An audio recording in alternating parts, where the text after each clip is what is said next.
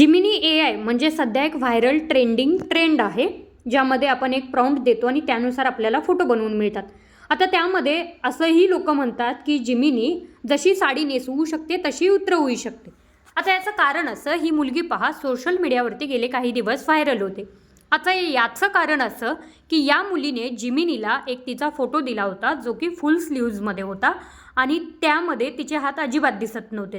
म्हणजे खांद्यावरती तिच्या एक तीळ आहे, तो फोटोमध्ये अगदी दिसत नव्हता. ती पूर्ण चुडीदारमध्ये. ज्यावेळी तिने जिमिनीला तिचा हा चुडीदारवरचा फोटो दिला, त्यावेळेला जिमिनीने एक साडीमध्ये सुंदरसा फोटो दिला, ज्यामध्ये स्लीवलेस साडी होती. ती अगदी तिचे ब्लाऊजचे स्लीव्ज एकदम छोटे छोटे होते आणि तिच्या खांद्यावरचा जो तीळ आहे त्या साडीमध्ये क्लिअर दिसत होता. तर ती शॉक झाली, कारण फोटोमध्ये तिच्या खांद्यावरचा तीळ अजिबात दिसत नव्हता, तिच्या हातावरचा.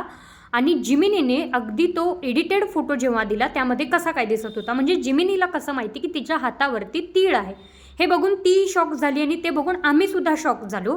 कारण जे म्हणतायत ना आता लोक, जे AI साडी नेसवू शकतं ते AI साडी उतरवू शकतं. आता हे अगदीच खरं आहे, कारण फक्त ही मुलगी नाही तर अशा कित्येक मुलींचे आपण फोटो टाकतो. आपण स्वतःचा एखादा जिमिनीला फोटो टाकतो आणि तो बनवून मागवतो आणि त्या पद्धतीने आपल्याला तो बनवून मिळतो सुद्धा. पण आपण फक्त फोटो देत नाही, तर आपण प्रायव्हसी देतो आणि ही कित्येक लोकांना समजत सुद्धा नाही.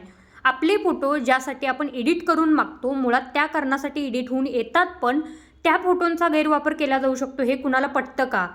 हा ABPचा पत्रकार बघा, अजय नाव आहे याचं. याने जिमिनीला एक फोटो टाकला त्याचा आणि त्याने कमांड दिली जिमिनीला की मला इंडियन गर्लफ्रेंड पाहिजे या फोटोमध्ये. मॉलमध्ये उभा असलेला तो फोटो, त्यामध्ये इंडियन गर्लफ्रेंड ॲड करून जिमिनीने त्याला दिली. आणि दिल्यानंतर एक गोष्ट लक्षात घ्या, ती जी मुलगी आहे अगदी रिअलिस्टिक वाटत होती. समजा ती विवाहित असेल तर तिच्या घरामध्ये यावरून वाद होणार नाहीत का? कारण तो फोटो बघून असं अजिबात वाटत नाही की तो एडिटेड आहे. अगदी असं वाटतं की तो रिअल फोटो आहे आणि रिअलमध्ये ती त्याची गर्लफ्रेंड आहे.